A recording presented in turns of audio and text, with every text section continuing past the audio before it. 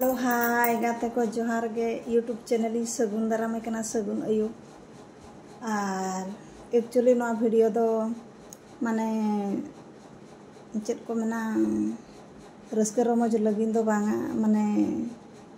kichi information emok lagin lin video lin benaya jehetu lin ajong ket kan mone re ri duk lin bujew ke ar bhabi chinta huyuk kana jehetu আর গাপা আবো চারটা খন মানে সাইরন বাজাওয়া মানে নোয়া ভারত দিশম আর নোয়া উড়িষ্যা দিশম তাপন যাহা পাকিস্তান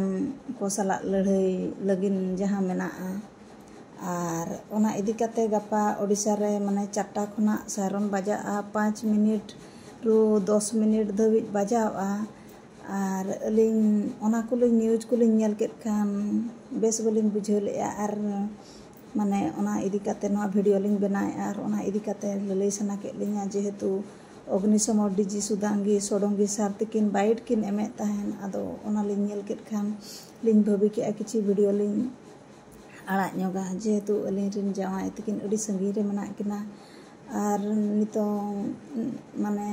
নে নেতার গে ছুটি কিন হেজ লেনা আর ছুটি কোনা কিন রুড়া কানা আর আদি संगी रे मना किना जेहेतु नोआ कमी विभाग रे मना किना ओना इदी काटे अडी दुख हम बुझेव कना एंतर रे हम के नोआ वीडियो लिंक बनाया और जहां जहां 12टी जिला को मेना का और ओना जिला को कटिज नि लई ᱧᱚᱜ आबोन कना और ओकोय को ओना जिला को रे मना बना और कटिज सतर्क जतो को गे बन ताहेना आपे मान को हो ताहेन पे और आले मान को हो ले ताहेना और ओना इदी काते लिंग भाबी के किछि माने गाते को कटिज इन शेयर ᱧᱚᱜ आकोआ भुवनेश्वर बालेश्वर कोरापुट और गोपालपुर